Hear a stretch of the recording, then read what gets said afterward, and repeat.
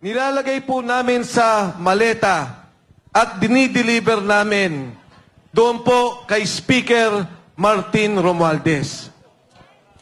Marami po siyang kinento, pati yung Department of Health. Pinapakailaman ang pondo, ang mga kontrata, ang mga gamot, ang tulong sa mahihirap. Meron pang kinuwento. Si Sergeant Gutesa, sabi niya, Sir, ang dami po naming pera, pinamimigay sa media.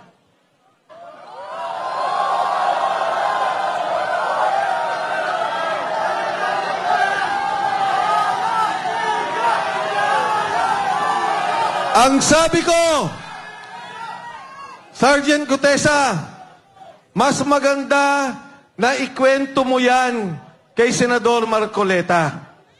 Mas magandang siya ang makadinig dahil siya naman ang taga-pamahala, ang pinuno ng Blue Ribbon Committee. Kaya po nagkita kami. Sabi ko kay Senador Marcoleta, Kadante, pakinggan mo lang. Sabi niya, Mike, totoo ba yan? Yan bang taong yan kilala mo? Sabi ko, pakinggan mo.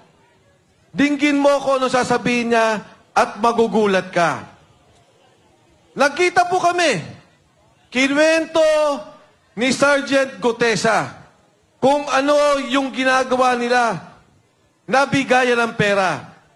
Ang katunayan no, ngayon ko lang nalaman na yung isang maleta pala, kaya maglaman ng 48 million pesos.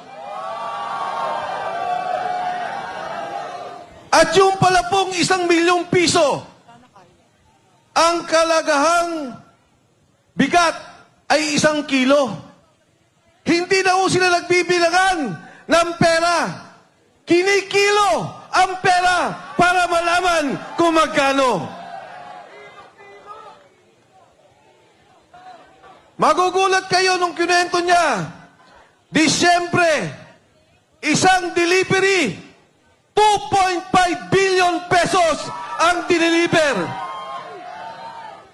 Inaakyat sa bahay ni Saldico, mula po Valle Verde, may bahay si Saldico.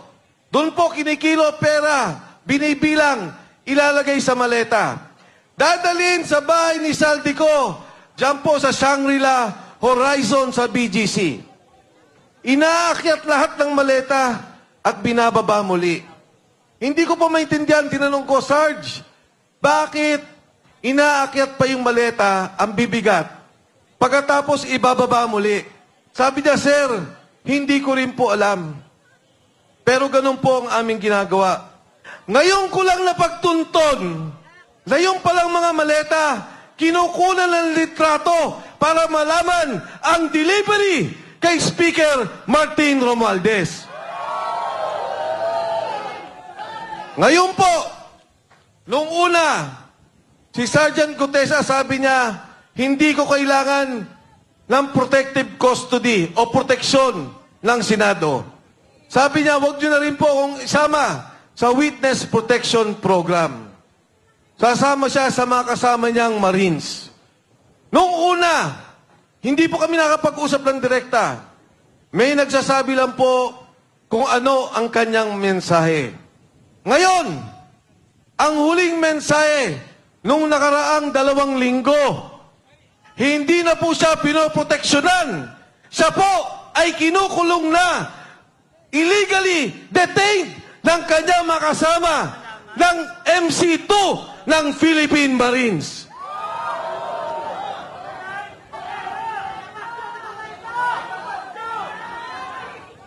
Alam niyo po, ang kinakaawa ko, naintindihan ko, si Sergeant Gutesa, napapirma na po nila ng affidavit. Umatras na, iniba na ang kwento.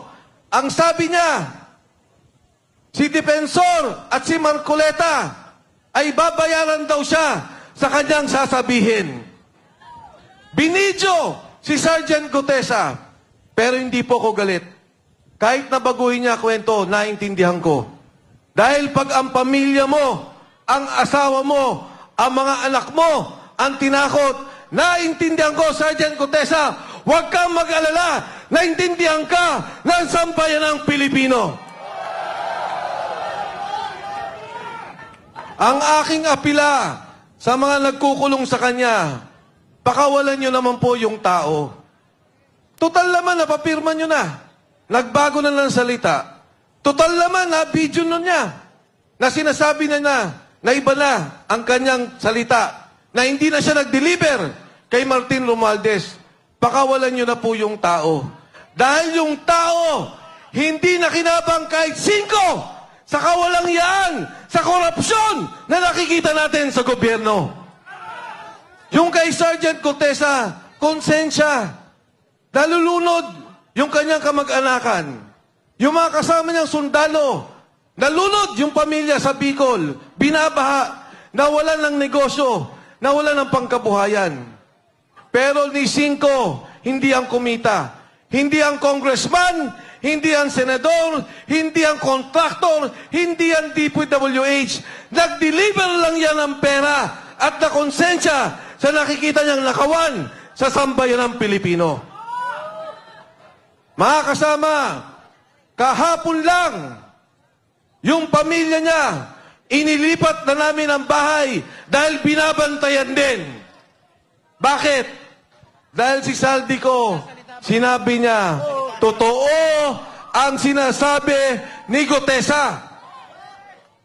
Ang aking pong kinagulat, ang aking pong kinamangha, dati ang sinasabi ko, imbestigahan ninyo si Saldico. Dati ang sinasabi ko, imbestigahan ninyo si Speaker Martin Romualdez. Ngayon ko lang narinig yung sinabi ni Saldico na ang pera, dinadala nila ang mali-malitang pera kay President Bongbong BBM Marcos. Ang sabi ni Pangulong Marcos, mahiya naman kayo.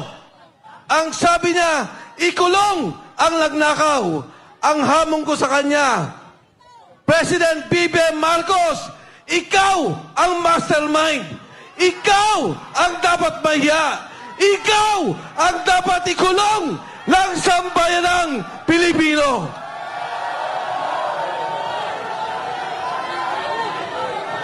Ngayon, sasabihin nila, ang sabi po nila, Saldico, umuwi ka, harapin mo ang kaso. Ngayon, ang sabi nila, may kaso na si Saldico. Nung araw, ang sabi nila, wala silang kaso kay Saldico. Nung sila na ang tinuro, Speaker Martin Romualdez, President Bongbong Marcos, biglang nagkakaso, biglang papauwiin dito. Para ano? Patahimikin? Para ano? Pabaliktarin? Para ano? Patayin at mawala na ang tunay na mastermind, ang tunay na nagbebenepisyo sa korupsyon, pondo ng sambayanang Pilipino. Yan pong pondong yan, pera nyo, binabayaran natin lahat yan. Buwis yan ng taong bayan.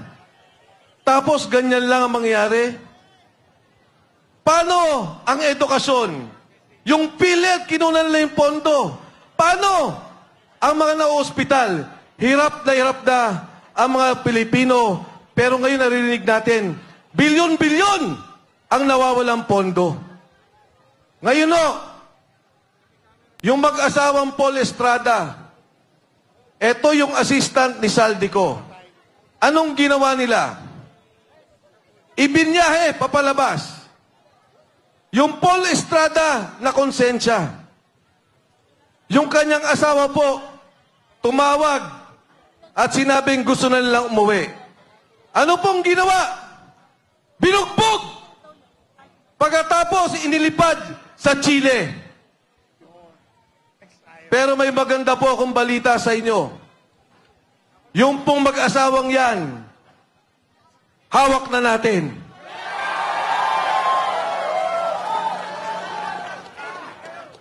Si Paul Estrada po, kailangan natin protektuhan. Dahil siya mismo, sabi ni Saldico, ang nagdi-deliver kay Martin Romualdez at President Bongbong Marcos. Mga kasama, yung ating pong pagkakaisa ngayong hapon, nung una, ayokong manawagan na mag-resign si Bongbong Marcos. Ayoko pong manawagan doon sa sinasabi nila na magnanakaw at dapat ikulong si Bongbong Marcos. Pero dito sa akin nakikita, yung pagsalita ni Saldico, wala na pong kaduda-duda. Si Saldico, chairman ng Appropriations Committee ng Kongreso. Bata nila, tao nila, 3 taon. Hindi ka magiging chairman ng Appropriations Committee kung hindi ka pinili ng Pangulo. Si Speaker Martin Romualdez, pinili ng Pangulo. At yung pontong yan, sila ang gumagawa. Sila ang nag-aayos. Ngayon pong araw, tinanggal si Executive Secretary Bersamin. Tatanggalin din daw ang DBM Secretary Amina Pangandaman.